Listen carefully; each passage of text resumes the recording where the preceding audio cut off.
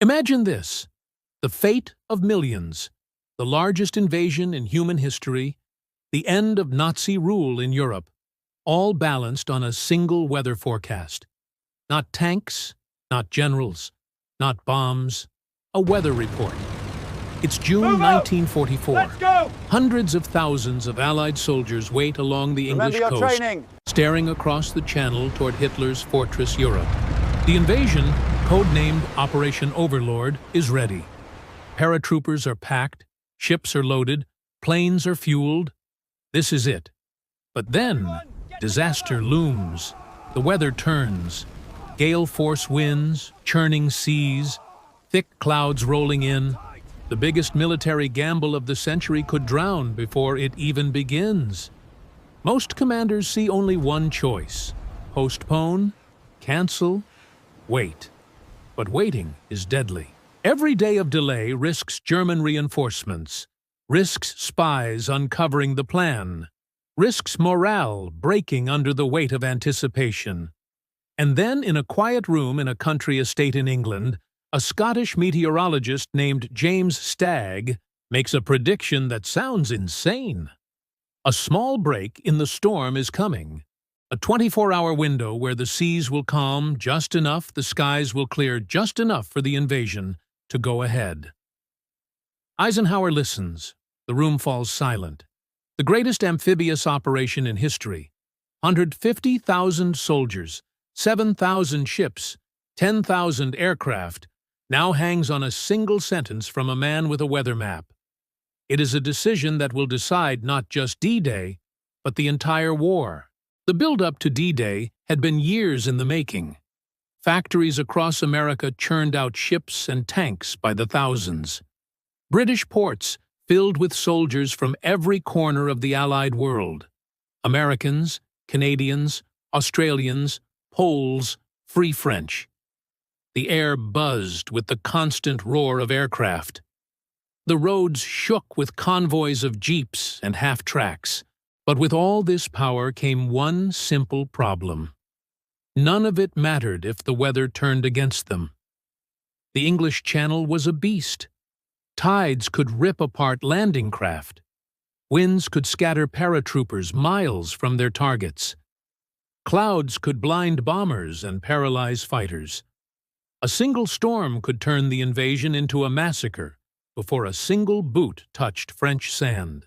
And in early June 1944, that nightmare looked ready to come true. On June 4th, the invasion was set to launch. Troops were already boarding ships, adrenaline and fear twisting in their stomachs. And then the forecast shifted. Low pressure, winds building, seas rising. The Channel turned violent. Landing craft would capsize. Troops would drown. Air cover would fail. Eisenhower faced an impossible choice: send the greatest army in history straight into a storm, or call it off.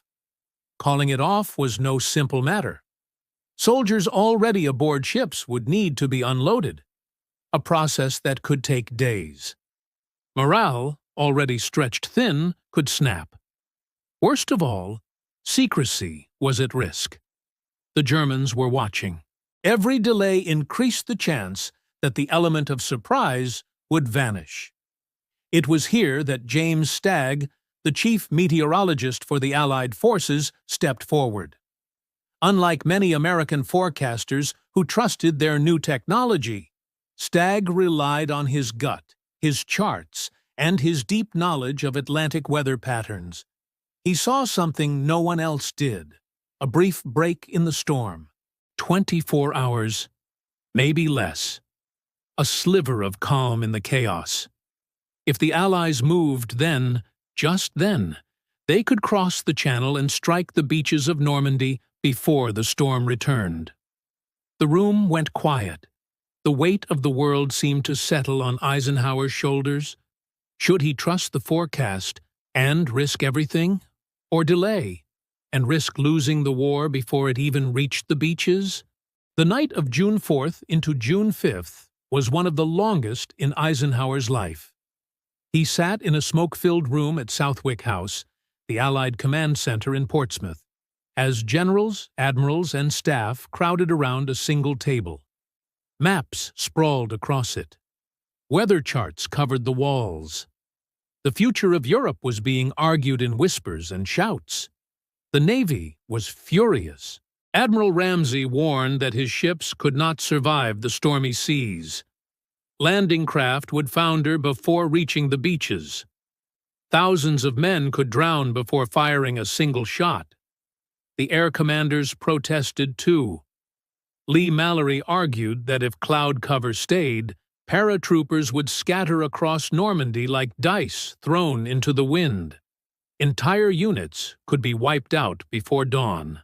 Even General Montgomery, the bulldog of the British Army, shifted uneasily. And at the center of it all sat James Stagg, the Scottish meteorologist. He was calm, precise, but firm. There will be a break. Brief, narrow, but enough. Eisenhower stared at the charts. He rubbed his forehead. He knew what was at stake. If the invasion failed, the war could drag on for years. The Soviets were already bleeding on the Eastern Front, demanding relief. The public back home demanded action. Churchill and Roosevelt demanded results. But if he gambled wrong, if the weather turned against them, he would send 150,000 men to die in chaos. And history would remember him as the man who threw away victory on a weatherman's hunch. He lit another cigarette. He listened to every voice in the room. Then, as silence fell, he whispered almost to himself, "The question is, can we risk it?" No one answered. All eyes turned to him. This wasn't a military calculation anymore. It wasn't about tanks or planes or ships. It was about a decision so human, so fragile, that it shook even the steeliest commander. Would he trust the storm, or trust the man who said it would break? And in that moment, Eisenhower carried not just the fate of D-Day, but the fate of the entire war on his shoulders. What would you have done? The storm raged across the channel. Waves slammed against the breakwaters. Winds howled through the English countryside. Men sat aboard their transports, seasick, cold, whispering prayers into the dark. Inside Southwick House, the tension was unbearable. Every hour, new reports came in. Winds at force 6. Visibility poor. Cloud ceiling dropping. Each note felt like another nail sealing the coffin of Operation Overlord. And then James Stagg stepped forward with his quiet Scottish voice. He pointed at the swirling lines across his weather map. "Here," he said, "a shift in the Atlantic systems, a ridge of high pressure moving in. Not for long, but enough. 24 hours. That was all he gave them. A short break, beginning the morning of June 6th. By then, the winds would calm, the skies would clear just enough for the invasion to succeed. After that, the storm would return with a vengeance. The room went silent. Some commanders shook their heads. Could the largest invasion in history really depend on a single day of better weather? Others leaned forward, desperate for hope. Eisenhower smoked in silence, staring at the map. The words echoed in his mind. One day, one chance. But time was against him. If he delayed, the next tide and moon alignment for an invasion wouldn't come until mid-July. That meant waiting over a month. Could he risk it? The risks of waiting were crushing. German reinforcements pouring into France, defenses hardening, spies whispering of Allied buildup. Every day of delay gave Hitler more time to prepare. The risks of going now were even worse. Men drowning, planes vanishing, chaos on the beaches. It was a knife's edge. Up, down. Yes. No. The generals debated. The admirals warned. But all eyes returned again and again to Eisenhower. In his diary that night, he would later write only one sentence to capture the burden. The most terrible decision I ever made. And as the storm pounded outside, the Supreme Commander of Allied forces realized there would be no perfect choice, only a leap of faith. By morning, he would decide. The storm hadn't broken. Rain still hammered the windows of Southwick House as Eisenhower-esque commanders gathered in the early hours of June 5th. The men looked worn, hollow-eyed, uniforms creased from sleepless nights. Cigarette smoke hung thick in the air. Stagg repeated his forecast, a narrow window opening the next morning. June 6th, the winds easing, the seas calming, the clouds breaking just enough. Not perfect, never perfect, but possible. Admiral Ramsay spoke first. "If you want the invasion, it's now or never." His voice was grim. He knew the Navy would lose ships, perhaps many, but he also knew delay could doom the whole operation. Lee Mallory, commander of the Air Forces, argued again. He feared the paratroopers would scatter, be cut down in the hedgerows. Losses, he warned, could be very heavy, unacceptably heavy. The debate went around the table. Yes, no, wait, go. Each voice carried the weight of thousands of lives. Finally, silence. All eyes turned to Eisenhower. He sat hunched, elbows on the table, staring at the maps. No one spoke. The storm outside seemed to press against the walls. Eisenhower drew a breath, then another. His words came quiet but firm. "Okay, we'll go." No applause, no cheer. Just silence, heavy and final. The decision was made. The greatest gamble of the war was set in motion. Eisenhower dismissed the meeting, but the weight lingered. He stepped outside into the night air, the storm wind lashing his coat. Alone, he lit a cigarette, the glow flickering against the dark. Somewhere inside him, a thought took root, so quiet it never left. What if I was wrong? Because now, every life, every ship, every plane, every soldier waiting on the coast was bound to his decision. Dawn was coming, and with it, the invasion of Normandy. When Eisenhower gave the order, the word rippled outward like a shock wave. Across southern England, camps stirred. Soldiers who had been packed and ready for days now knew this was it. The invasion was on. For some, relief came first. The endless waiting, the rumors, the false starts. It was over. At last, action. For others, dread set in, sharper than ever. The countdown had begun. In hangars, paratroopers checked their gear one last time. Boots laced tight, knives strapped to belts, rifles oiled and loaded, pockets stuffed with Lucky Charms, photographs, playing cards, letters folded small enough to tuck into a helmet. In the belly of a C-47 transport plane, men sat shoulder to shoulder, the smell of leather and sweat thick in the air. They joked too loudly, laughed too hard, anything to drown out the thought. By dawn, many of us will be dead. On the ships, sailors loaded landing craft with rifles, rations, and ammunition. Tank crews painted white stripes on their turrets to mark them as Allied when the chaos began. Engineers strapped pontoons and demolition gear to their packs, ready to blow obstacles on the beaches. And everywhere, men wrote letters. Some scrawled quick goodbyes to wives and children. Others scribbled prayers. Some simply wrote their names, knowing the letters might never be mailed, but that someone, somewhere, might find them. The air was heavy with tension. Generals gave speeches about duty and destiny. Chaplains moved quietly through the ranks, offering blessings, listening to confessions. Cigarettes burned down to ash as men stared into the darkness, waiting. One soldier wrote in his journal that night, "We are all sitting in the eye of the storm. Calm, too calm, and we know the storm is about to hit." Above them, the weather began to shift. The winds softened. The clouds broke in patches. Stagg's forecast was holding. The men didn't know it, but their lives, whether they lived or died, now depended on that single fragile thread of weather.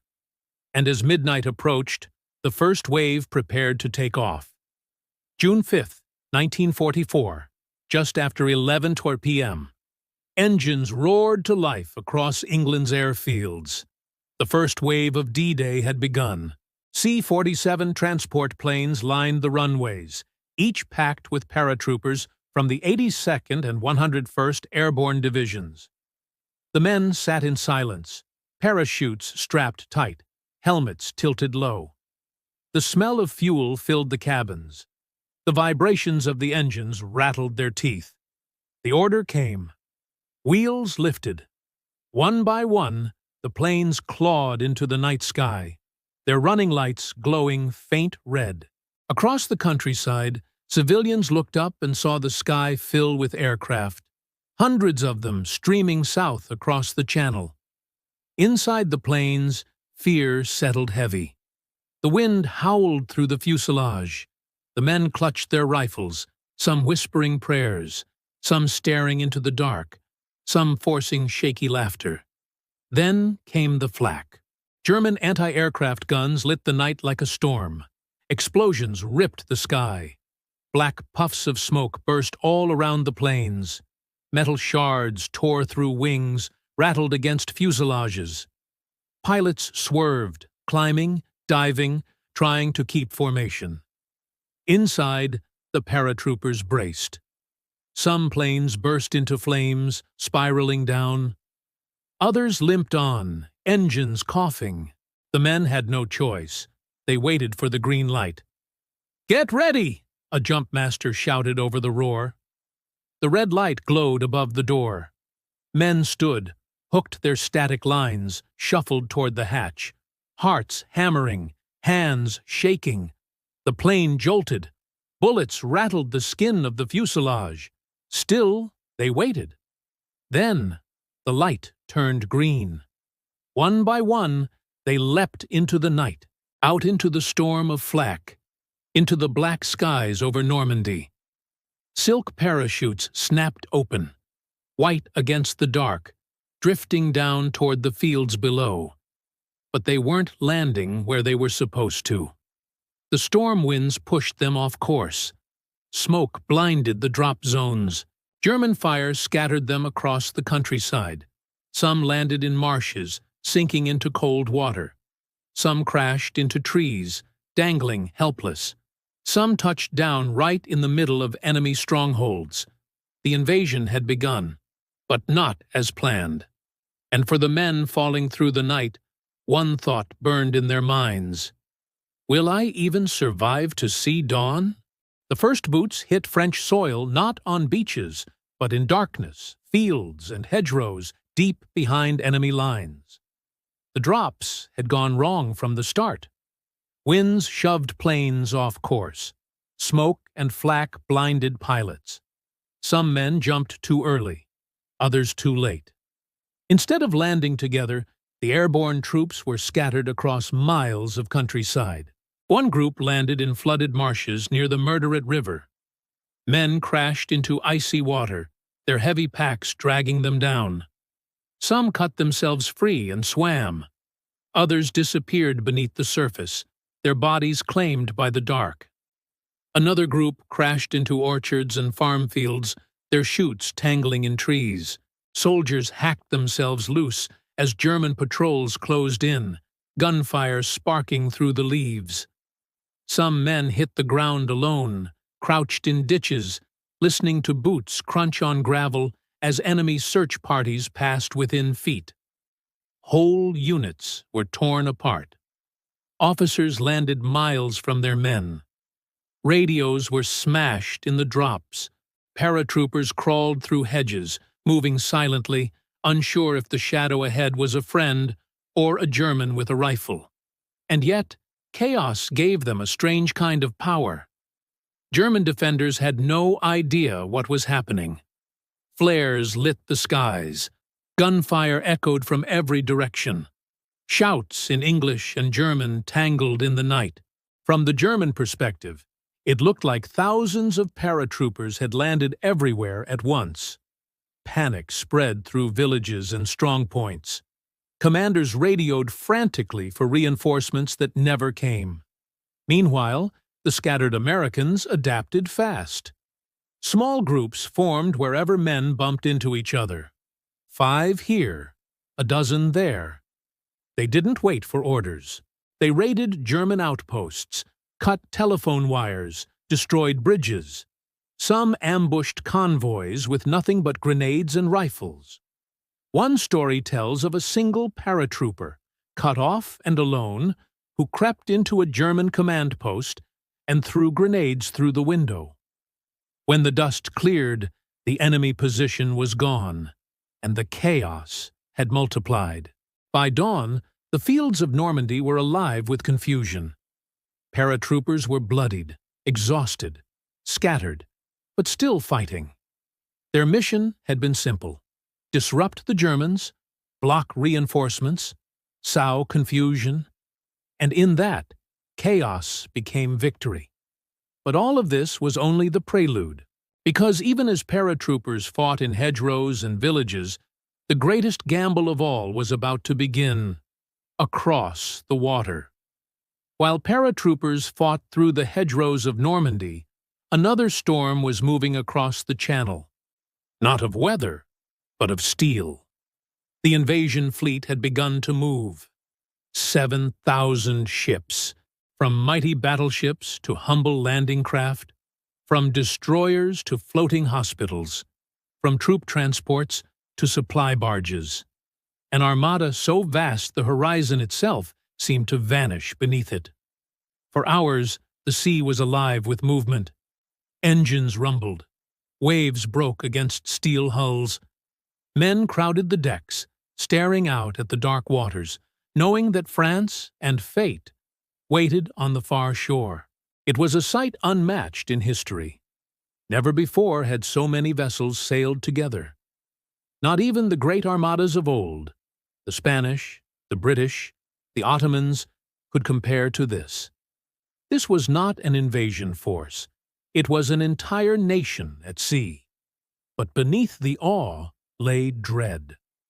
The Channel, calm now thanks to Stagg's forecast, still heaved with waves high enough to churn stomachs. Soldiers leaned over rails, vomiting into the dark. Others clutched rifles to their chests, silent, lost in their thoughts. Some played cards, some prayed, some wrote names on helmets, as if claiming their identity one last time. Above them, the skies buzzed with aircraft, bombers, fighters, transports, all converging on Normandy. The entire weight of the Allied war machine was now airborne and afloat, rushing toward Hitler's fortress. And the Germans? They slept uneasy in their bunkers along the French coast. Some commanders had left their posts entirely, convinced the weather would keep any invasion impossible for days. Soldiers smoked cigarettes, half bored, half alert, staring out into the night, unaware that an ocean of men was already on its way. By dawn, the coast of France would erupt. The question was, would the forecast hold long enough to carry the Allies ashore? Or would the storm return and swallow the invasion whole? At dawn, the horizon burned. The calm waters of the Channel gave way to thunder as Allied battleships opened fire. From miles offshore, their massive guns roared, hurling shells the size of small cars into the Normandy coast. The earth shook. Bunkers collapsed. Entire fortifications vanished in clouds of fire and dust. Villages along the shoreline erupted into rubble. The Germans, still groggy from the night, stumbled from their positions only to be buried beneath mountains of steel. Destroyers swept closer, their smaller guns spitting rapid fire into pillboxes and trenches. Rocket ships fired salvos that streaked like comets across the morning sky. From above, bombers dropped payloads that turned fields and crossroads into craters, The French coast, quiet only hours before, now seemed like the mouth of hell. For the Germans inside the Atlantic Wall, the shock was total. Radio operators screamed for orders. Telephone wires snapped. Command posts crumbled. Soldiers who had been certain no invasion could come in such weather now realized the impossible was unfolding before their eyes. And offshore, the soldiers waiting in landing craft felt every tremor. They watched the bombardment with awe and terror. Some cheered as shells landed. Others sat silent, pale, realizing that once the guns stopped, it would be their turn. The air was heavy with the smell of cordite, salt, and fear. The horizon glowed red. The sea rocked with shock waves. Then, as the bombardment lifted, silence fell. Smoke clung to the beaches. The guns quieted. Engines revved. Ramps rattled. The landing craft turned toward shore. It was time. The greatest gamble in modern history was about to crash against the sands of Normandy. The ramps dropped. Cold seawater rushed in as soldiers splashed into the surf, rifles held high, packs dragging at their shoulders. The beach stretched ahead, flat, exposed, and deadly. And then the guns opened up. German machine guns, hidden in concrete bunkers, raked the shoreline. Mortars exploded in the surf, tearing apart men before they touched sand. Snipers picked targets from the bluffs. Entire groups fell in seconds. The first wave at Omaha was slaughter. Men stumbled forward, tripping over obstacles laced with mines. Steel hedgehogs, designed to tear apart landing craft. Bodies floated in the water. Blood stained the waves red. Commanders shouted orders that no one could hear over the chaos. Some soldiers froze, crouching behind obstacles, too terrified to move. Others crawled inch by inch across the sand, each movement a gamble against the machine guns. Radios were drowned. Units dissolved into scattered survivors.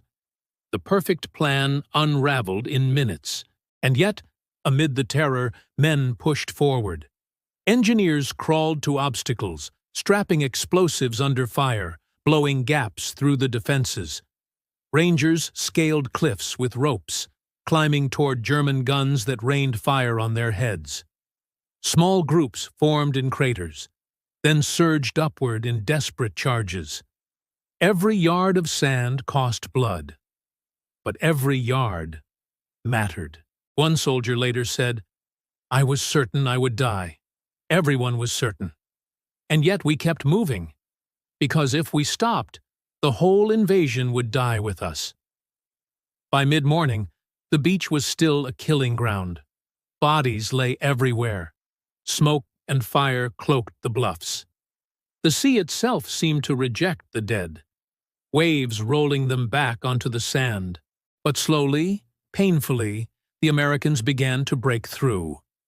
And as the battle raged at Omaha, other beaches told different stories, some easier, some just as brutal.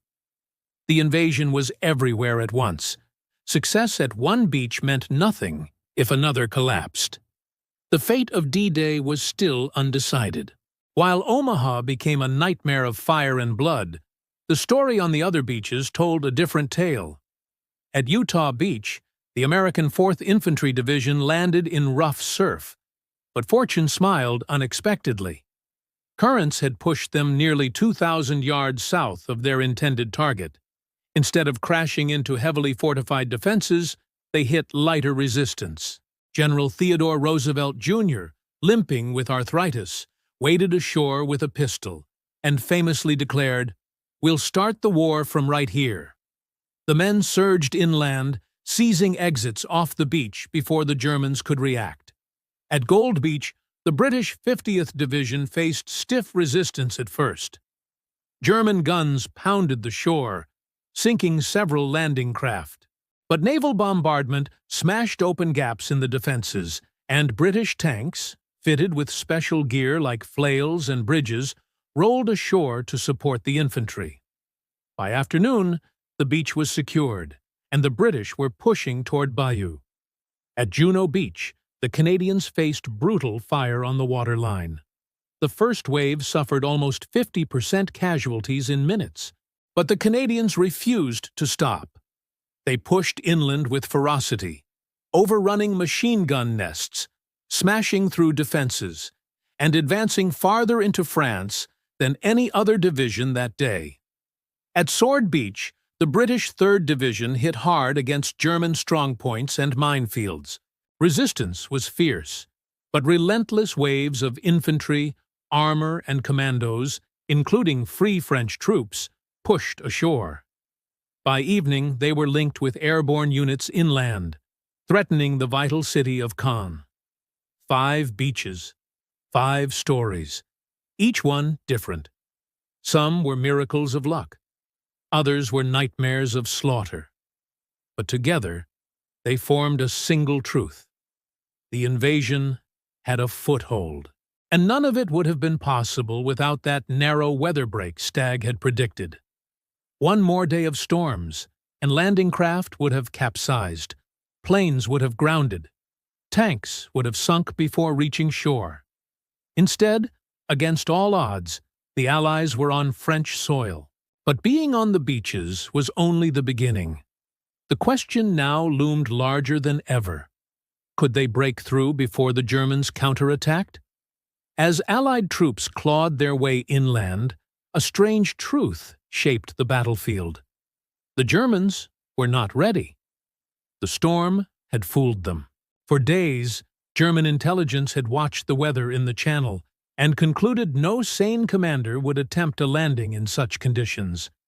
Even Erwin Rommel, the famed Desert Fox in charge of defending Normandy, had left his post to visit his wife in Germany for her birthday. He believed the weather bought him time. Other senior commanders were away at war games in Rennes, convinced the invasion was weeks off. And Adolf Hitler? He was asleep. His staff, terrified of waking him, held back reports until hours after the landings began. This paralysis at the top gave the Allies precious time. While German officers scrambled in confusion, Allied forces poured ashore. By the time Hitler grasped the scale of the invasion, 5 beachheads had been established. But the danger was far from over. Once Hitler was informed, he ordered his armored divisions, the feared panzer units, toward Normandy. Had they moved at dawn, they might have crushed the fragile Allied foothold before it solidified. Instead, delays, confusion, and Hitler's insistence on personal approval kept the tanks idle. By the time they rolled west, the beaches were already bristling with Allied guns, tanks, and reinforcements. The storm that had almost stopped the invasion had also blinded the Germans, convincing them no invasion would come. The same weather that nearly doomed D-Day also saved it. But the Germans were not finished. Their counterattack was coming. And if it broke through, the beaches could still run red. The beaches held. Barely. By June 7th, thousands of Allied troops had pushed inland a few miles, but the front was fragile, stitched together by exhausted soldiers and scattered units. Supplies were still trickling across the beaches. Tanks were few. Ammunition ran low. And then the Germans struck. From the east, near Caen, the rumble of engines filled the air. The 21st Panzer Division moved out, black crosses gleaming on their turrets, treads grinding through hedgerows. For the first time, Allied infantry, many fresh from the beaches, faced the full fury of German armor. The panzers slammed into the British lines. Shells whistled, tanks burned, soldiers scattered for cover, machine guns scythed through hedges and fields. The Germans drove hard for the beaches, hoping to split the invasion in half and push it back into the sea. For a moment, it looked like the nightmare might come true. But the Allies had something the Germans didn't: control of the skies. RAF Typhoons and American Thunderbolts swooped down, rockets screaming, bombs pounding the German columns. Smoke and fire swallowed the fields. Panzer after panzer burst into flames under the relentless air assault. On the ground, British and Canadian troops clung to their positions, trading blood for time. Small groups of infantry with bazookas and piats hunted tanks at close range, darting through hedgerows, firing from 10 yards away before disappearing into the brush. By evening, the German counterattack faltered. The 21st Panzer pulled back, bloodied and broken. The invasion survived another day, but the price was steep. Caen, the key city beyond Sword Beach, remained in German hands. The fighting around it would drag on for weeks, turning into one of the bloodiest struggles of the campaign. Still, the message was clear. The Germans were not beaten yet. Normandy would not be won in a single day, or even a single week. And every hour, Eisenhower knew, the weather could still turn against them. The fragile calm Stagg had promised was holding, but storms still loomed just beyond the horizon. Normandy wasn't just defended by men, it was defended by the land itself. As Allied soldiers pushed inland, they entered a maze, the infamous Norman bocage. Fields were not open ground, but boxes of earth and stone, each bordered by thick hedgerows 6 feet high, their roots centuries old. To advance, troops had to climb out of one field, cross open space, and throw themselves into the next, while Germans waited in ambush behind the hedges. Every field was a fortress. Machine guns chattered from hidden nests. Mortars dropped without warning. Snipers fired from farmhouses and tree lines. A soldier never knew if the next hedge would be safe, or if death was crouched just beyond it. Tanks struggled too. Their guns couldn't angle high enough to fire over the hedgerows. Tracks bogged down in ditches. Crews felt blind, knowing enemy Panzerfaust teams might be waiting only yards away, invisible until they struck. Progress slowed to a crawl. Men fought for every hedgerow, every orchard, every farmhouse. Villages became battlefields, reduced to rubble by artillery. Fields turned to mud, churned by shells and blood. One veteran later said, "We didn't fight for miles. We fought for yards, and through it all, the weather haunted them." When rain fell, the fields became swamps, slowing men to a crawl. When fog rolled in, patrols vanished, cut down in sudden bursts of fire. The Germans, defending their homeland's doorstep, fought with ferocity. The Allies, trapped in the hedgerows, felt like they were fighting an enemy that never ended, each hedge, each tree, each shadow. Normandy was supposed to be a breakthrough. Instead, it became a grinding nightmare. And unless the Allies found a way out of the bocage, the invasion risked stalling, and the chance Eisenhower had gambled on the weather could slip away. At first, the bocage seemed unbeatable. Every hedge cost lives. Every advance felt like a slaughterhouse.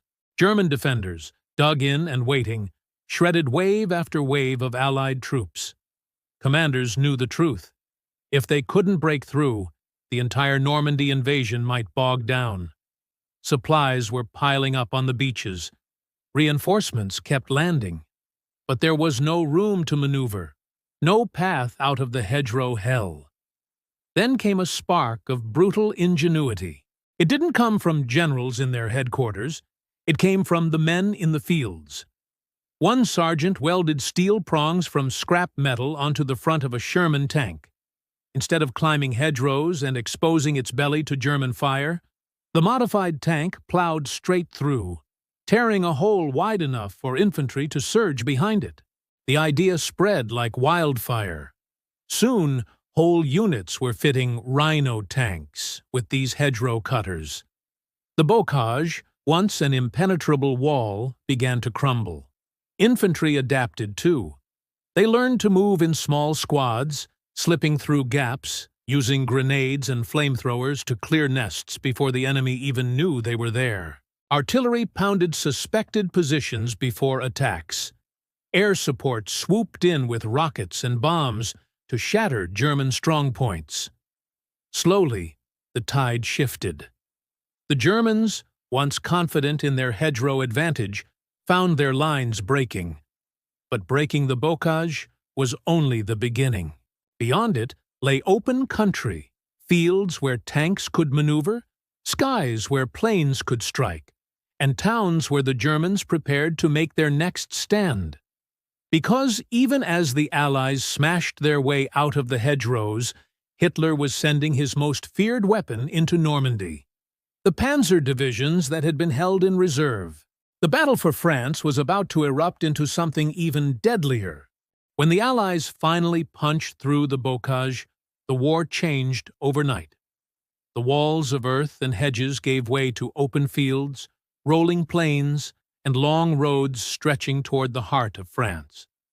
And with that open ground came the German tanks. The panzers had been waiting. Massive tigers with thick armor, sleek panthers with deadly guns, and the veteran crews who had fought across Europe and Russia. They rolled forward now, engines growling, treads chewing the earth, black smoke trailing behind. The Allies answered with Shermans, faster, more numerous, but thinner, vulnerable. Crews joked grimly that their tanks burned so easily the Germans called them Tommy Cookers. For every Tiger, the Allies threw 5 Shermans, hoping numbers could overwhelm power. The clash was brutal. Tank shells screamed across fields, armor splitting like paper. Villages erupted in fire as both sides turned towns into fortresses. Men inside the tanks lived in seconds, seeing, firing, praying their shot landed first. Survivors remembered the heat, the deafening blasts, the smell of burning fuel, and the screams of trapped crews. In one battle near Villers-Bocage, a single German Tiger ace, Michael Wittmann, ambushed an entire column of British tanks, destroying over a dozen in minutes. The carnage sent shockwaves through the Allied command, but the Allies adapted. Air power turned the tide. Rocket-firing typhoons and thunderbolts scoured the roads, hunting German armor from above. Artillery hammered concentrations of panzers before they could strike, and slowly German strength began to wear down. Still, the cost was staggering.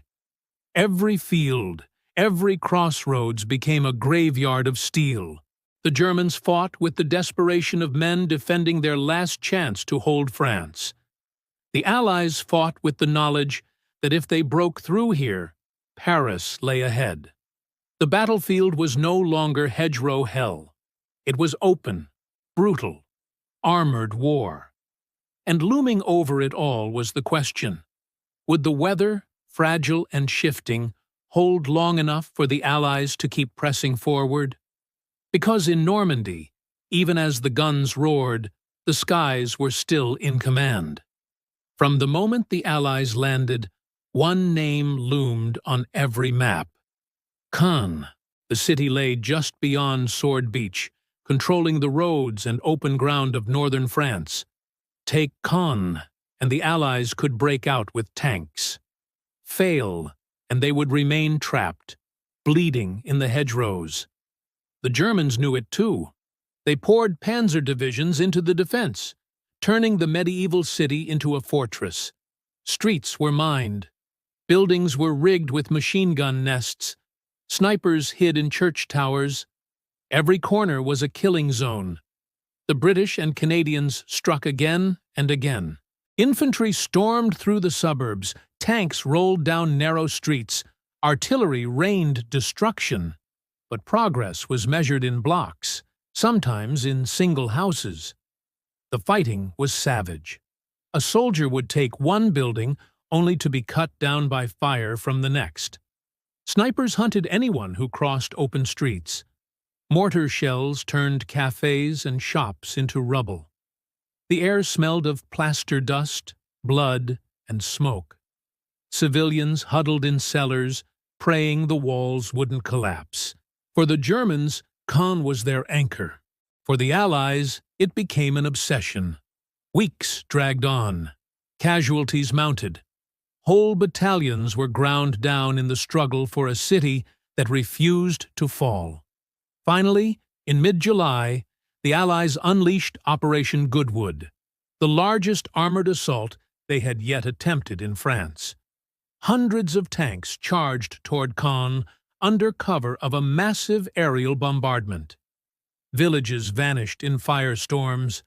The city shook with explosions so powerful survivors said the ground seemed to boil. Caen fell at last. But when the Allies entered, they found only ruins. The beautiful old city was shattered, its streets unrecognizable, its people broken. They had their prize, but at a cost so high that even victory felt hollow. And yet, Caen's fall opened the path for something bigger. Beyond the ruins lay the open plains of France, where the Allies could finally unleash the full power of their armies. The breakout was coming, but the Germans still had teeth, and the weather was beginning to shift again. Would the fragile window that made D-Day possible finally slam shut? By late July, the Allies were still bottled up in Normandy. The beaches were secure, yes. Caen had fallen, yes. But progress inland was slow, bloody, exhausting. German defenders clung to every hedge, every ridge, every village. The Americans, stuck in the bocage south of Saint-Lô, knew something had to change. Eisenhower and Bradley planned the answer. Operation Cobra. It would begin not with infantry or tanks, but with the sky itself. On July 25th, thousands of bombers roared over the German lines. Flying fortresses, liberators, medium bombers, fighters strafing low. The earth shook as tons of explosives pounded a narrow sector of the front.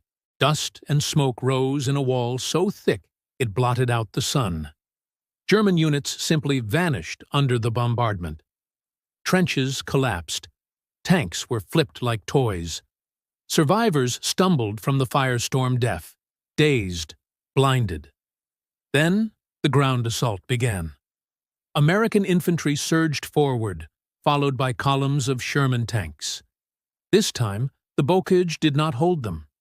Gaps had been torn open, defenses smashed. The Germans, stunned and broken, could not plug the breach. By evening, American forces had ripped through the front. Within days, the breakout widened. Columns of armor poured into open country, racing south and west, surrounding whole German divisions. Villages that had resisted for weeks fell in hours. The stalemate of Normandy was over, and now came the reversal. For months, the Allies had been trapped in the bocage, bleeding for every yard. Now, the Germans were the ones running, retreating, regrouping, desperate to stop the flood. The storm Stagg had predicted 6 weeks earlier had given the Allies their foothold. Now that foothold was exploding outward into a tidal wave across France. But the retreating Germans were not finished. They were gathering for a counterstroke, one last attempt to cut off the Allied advance. And that counterattack would come in a place that would become infamous. Falaise, August 1944. The breakout had shattered German lines, but the Wehrmacht was not retreating in order. It was retreating into disaster. As American forces drove east from Saint-Lô and British and Canadian armies pushed south from Caen, the jaws of a trap began to close. The Germans, caught between converging pincers, funneled into a shrinking corridor near the French town of Falaise. What began as a retreat became a slaughter. The Allies rained death from above. Fighters strafed roads, shredding convoys of trucks, horses, and tanks. Bombers pounded columns packed tight in narrow lanes. Shells burst in orchards, on bridges, in villages choked with retreating men. German soldiers described the pocket as a cauldron. Dust, smoke, fire, screams, horses shrieking as wagons burned, men stumbling through mud slick with blood. Entire battalions vanished in the inferno, yet some fought back with desperation. SS units counterattacked furiously, trying to keep the corridor open long enough for stragglers to escape. Panzer crews fired until their last rounds, then blew up their tanks to deny them to the enemy. But the jaws kept closing. By mid-August, the pocket was sealed. Tens of thousands of Germans were trapped. Some surrendered in masses, raising their hands, faces blank with exhaustion. Others died where they stood. When the battle ended, the fields around Falaise were a graveyard.